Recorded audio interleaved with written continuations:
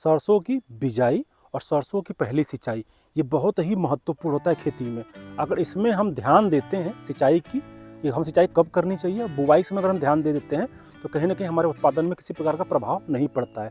साथ ही साथ पहली सिंचाई में हम कौन से फर्टिलाइजर का अपने खेत में इस्तेमाल करने, ये सब चीज़ों में आपको इस वीडियो में हम बताएंगे। मैं दिनेश सिंह, आपको खेती मेरी जहान यूट्यूब चैनल में आप लोगों का स्वागत है।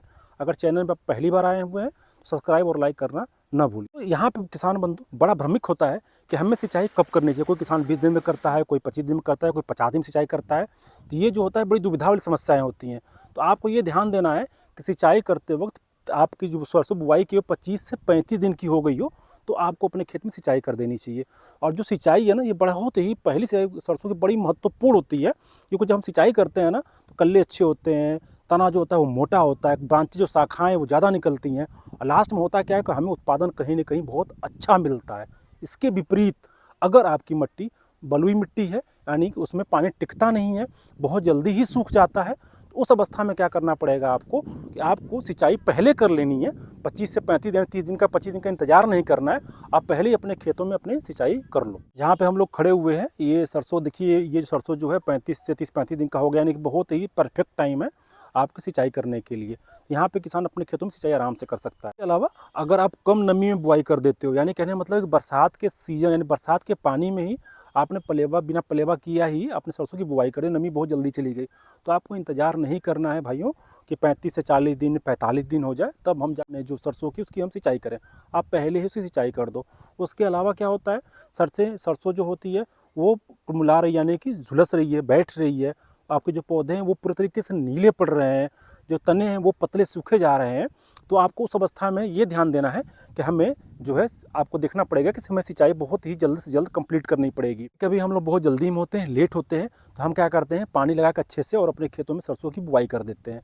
हम ये देखते हैं कि सरसों जमाव बहुत अच्छा होता है, 15 से 20 दिन सरसों बहुत ही हरी भरी स्वस्थ दिखती है, लेकिन अगर चिकनी मिट्टी है तो पानी बहुत जल्दी सूख जाता है। अगर नमी चली जा रही है तो उस अवस्था में आपको देखना है, देखने के बाद लग रहा है हमारे खेत में नमी नहीं है, तो आप अपने खेत में तत्काल रूप से सिंचाई कर दीजिए। तो सब मिला के ये होगा कि 25 से 35 दिन के अंदर आपको अपने खेत में सिंचाई हर हालत में कर देनी है। और जो सबसे महत्वपूर्ण बात एक है जिसमें आपको उत्पादन में कहीं ना कहीं बहुत बड़ा प्रभाव करता है, योगदान देता है, उसके लिए क्या होता है कि जब हम सरसों की बुआई करते हैं तो बीज की अधिक मात्रा इस्तेमाल करने के बाद सरसों जो बड़ी घनी जमती है, उसके लिए हमें क्या करना है कि जो घनी सरसों जो जमी हुई है तो हमें एक एक सरसों को हमको उखाड़ना है। इसलिए उखाड़ना है क्योंकि घना जो सरसों रहता है उसमें शाखाएं कम निकलती हैं, पौधे का विकास खराब होता है, साथ ही साथ उसमें फंगल का प्रभाव हो जाता है, हवाओं का आदान प्रदान नहीं होता है। उस अवस्था में क्या होता है, सरसों के दाने हल्के हो जाते हैं और कहीं ना कहीं हमारा उत्पादन मर जाता है। तो यहाँ पे ये होता है कि हमारा पौधा बड़ा स्वस्थ है, बहुत हरा भरा है। और दिल में पत्थर रखिए, ऐसा कोई चिंता करने की बात नहीं है। आप सरसों को उखाड़ दीजिए, स्पेस रहेगी तो ब्रांचेस अच्छे होंगे, फंगस का प्रभाव नहीं होगा, हवा का प्रदान अच्छा होगा और उत्पादन आपका अच्छा से अच्छा होगा। सबसे महत्वपूर्ण बात आती है कि सिंचाई के समय हम कौन से उर्वरक का इस्तेमाल करें। देखिए, जब सरसों की पहली बुआई करते हैं तो उस समय अपने खेत में एसएसपी का, पोटास का, यूरिया का और जिंक का सबका इस्तेमाल करते हैं। लेकिन अगर हमें लगता है कि कहीं ना कहीं अपने खेतों में हमने जो खाद डाली हुई है कहीं ना कहीं वो कम डाली हुई है, तो आप पहली सिंचाई में आराम से डाल सकते हो, किसी प्रकार का कोई इशू नहीं है, पौधा पूरी तरीके से ग्रहण करेगा। अगर आपने पूरी खाद डाल रखी है तो यहाँ पे पहली सिंचाई में क्या करना है, आपको यूरिया लेना है। आपको यूरिया क्या करना है, 1 एकड़ में लेना है 35 से 40 किलो यूरिया और 8 से 10 किलो जिंक लेना है 21% का। उसको मिला के अपने खेतों में डालना कैसे है, आपको क्या करना है, सिंचाई से पहले यानी जब आपकी सरसों की सिंचाई करनी है उससे पहले आप ले लो 10 से 15 किलो यूरिया और 10 किलो जो जिंक है उसको मिला के अपने खेत में फेंक दीजिए, फिर सिंचाई कर दो। जिंक जो होता है वो बहुत ही महत्वपूर्ण योगदान देता है और 21% जो जिंक होता है वो धीरे धीरे रीस के खाली होता है और आपका पौधा जो सरसों का पूरे तरीके से उसको ग्रहण करता है।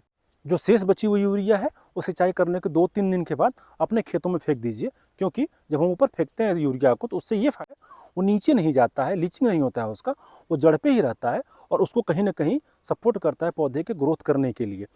उसके अलावा सिंचाई करने के 7 से 8 दिन या हद 10 दिन के बाद आप अपने खेतों में एक फोलियर का स्प्रे कर दो, जैसे 19-19-19 या 20-20-20 दोनों में किसी एक को ले लो और अपने खेतों में उसको स्प्रे कर दो। देखो फ़ायदा क्या होता है कि जो सरसों का पत्ता होता है बहुत ही चौड़ा होता है, जब उसमें हम फोलियर स्प्रे करते हैं, जो उस पर दवाएँ, जो फर्टिलाइज़र, जो खाद है उस पर पड़ता है तो पौधा पूरी तरीके से अब्जॉर्ब करता है। ये पूरी तरीके से सुधार करता है, तो पौधे के जो ग्रोथ है बहुत अच्छे होते हैं, शाखाएँ अच्छी होती हैं, प्रोडक्शन कहीं न कहीं बहुत अच्छा होता है। अगर आप किसी पीजीआर को उसमें मिलाना चाहते हो, तो आप किसी पीजीआर को भी उसमें मिला के अपने सरसों खेत में आप स्प्रे कर सकते हो। इससे फ़ायदा ये होगा, कहीं न कहीं आपका उत्पादन अच्छा होगा और आपके सरसों के प्रोडक्शन भी अच्छे होंगे।